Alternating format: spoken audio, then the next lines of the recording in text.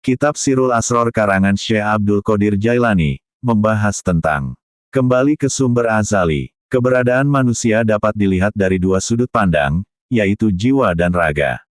Semua manusia secara umum sama, karena memiliki ciri-ciri khas sebagai manusia.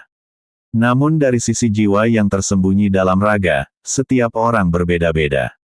Karena itu diperlukan penjelasan yang lebih khusus. Kaidah umum menyatakan bahwa setiap orang dapat kembali ke sumber azali dengan mengikuti langkah-langkah tertentu. Dalil-dalil agama yang jelas dan tegas menjadi petunjuk bagi siapa saja dalam perjalanan kembalinya. Dengan menapaki satu tingkatan ke tingkatan lainnya, seseorang sebenarnya sedang mendaki jalan ruhani untuk mencapai alam ilmu tertinggi. Rasulullah Shallallahu Alaihi Wasallam memuji tingkatan ini dalam sabdanya. Ada satu tingkatan yang di dalamnya semua dan segala sesuatu dihimpun, yaitu makrifat ilmu. Untuk mencapai tingkatan itu, pertama-tama seseorang harus meninggalkan keburukan dan kemunafikan dalam amalnya, sehingga orang lain menjadi saksi atas dirinya. Setelah itu, ia harus menetapkan 3 macam tujuan bagi dirinya sendiri. Ketiga tujuan itu merupakan 3 macam surga. Tujuan pertama disebut mawa, yaitu surga yang menjadi tempat tinggal yang tenteram atau surga duniawi. Tujuan kedua disebut naim, yaitu taman keridaan Allah Subhanahu wa Ta'ala bagi para makhluknya, yaitu surga yang berada di alam malaikat. Tujuan ketiga disebut firdaus, yaitu surga samawi, alam ketunggalan, akal sebab, tanah air jiwa, serta nama-nama dan sifat-sifat ilahi. Itulah 3 macam imbalan, yang merupakan keindahan Allah Subhanahu wa Ta'ala bagi manusia yang berusaha menempuh tingkatan ilmu ini, mengikuti ajaran agama, menghilangkan kemajemukan dalam dirinya, serta memerangi hawa nafsu untuk mencapai kedekatan dengan Sang Pencipta Tarikah. Itulah imbalan atas perjuangannya meraih makrifat, tingkatan untuk mengenal Tuhan. Rasulullah Shallallahu Alaihi Wasallam bersabda, dengannya seseorang mengetahui kebenaran yang menghimpun semua jalan kebaikan. Ia harus mengamalkan kebenaran itu dan meninggalkan kesalahan. Dalam hadis lain, Rasulullah Shallallahu Alaihi Wasallam berdoa, Ya Allah Subhanahu wa Ta'ala, tunjukkan kepada kami kebenaran dan bantulah kami mengikutinya. Dan tunjukkan kepada kami kesalahan serta mudahkan kami menjauhinya. Dalam hadis lain Rasulullah Shallallahu Alaihi Wasallam bersabda, barang siapa mengenal dirinya sendiri dan bersungguh-sungguh melawan hawa nafsunya, niscaya ia akan mengenal Tuhannya Subhanahu wa Ta'ala. Tujuan mulia itu mungkin dicapai di dunia ini. Bagi orang yang telah mencapainya, tidak ada beda antara tidur dan jaga, karena dalam tidur jiwa berjalan ke alam ruh, lalu kembali ke alam jasad dalam keadaan baru.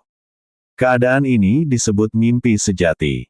Dalam Al-Quran Surah Az-Zumar ayat 42 Allah Subhanahu wa Ta'ala berfirman, Allah memegang jiwa orang ketika matinya dan memegang jiwa orang yang belum mati di waktu tidurnya. Dia tahan jiwa yang telah dia tetapkan kematiannya, dan dia lepaskan jiwa yang lain sampai waktu yang ditentukan. Sesungguhnya pada yang demikian itu terdapat tanda-tanda kekuasaan Allah Subhanahu wa Ta'ala bagi kaum yang berpikir. Rasulullah Shallallahu Alaihi Wasallam bersabda, tidurnya orang berilmu lebih utama daripada ibadah orang bodoh. Orang berilmu yang dimaksud adalah orang yang telah meraih pengetahuan sejati yang tidak bergantung pada huruf maupun suara. Allah Subhanahu wa Ta'ala berfirman dalam hadis qudsi, manusia adalah rahasiaku dan aku adalah rahasianya. Pengetahuan batin adalah bagian dari rahasiaku.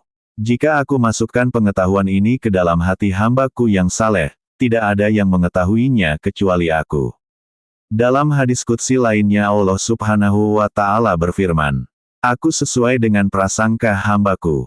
Jika ia mengingatku, aku bersamanya. Jika ia mengingatku dalam hati, aku mengingatnya dalam diriku. Jika ia menyebutku dalam suatu kelompok, aku menyebutnya dalam kelompok yang lebih baik. Jadi, satu-satunya jalan untuk mencapai tujuan ini adalah tafakur, suatu laku yang jarang dilakukan oleh kaum awam.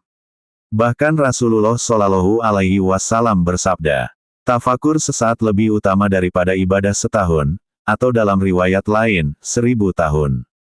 Nilai setiap amal terletak pada hakikat. Tafakur memiliki banyak tingkatan makna. Orang yang memikirkan suatu urusan hingga memahami sebab-sebabnya akan menyadari bahwa setiap peristiwa saling berkaitan. Tafakur seperti inilah yang lebih utama daripada ibadah panjang tanpa pemahaman. Demikian pula tafakur tentang makrifat yang disertai tekad mengenal Allah Subhanahu wa Ta'ala, merupakan pengetahuan sejati. Pengetahuan sejati adalah makam tauhid. Seorang pecinta sejati akan menyatu dengan kekasihnya. Setiap pecinta memiliki mata dalam hati mereka. Dengan cinta mereka melihat saat orang lain buta. Mereka memiliki sayap bukan dari daging dan darah. Terbang menuju cahaya Tuhannya. Para pecinta itu terbang di alam batin.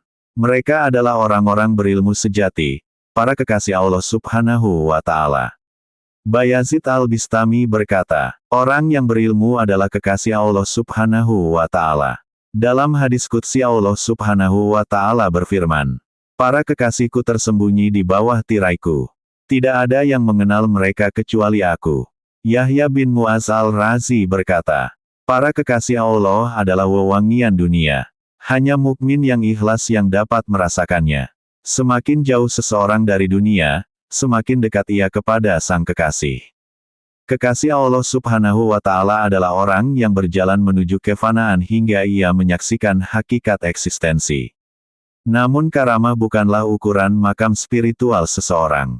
Dalam kitab Mirsyad disebutkan, karamah adalah hijab yang dapat membuat seseorang lalai dari dirinya sendiri.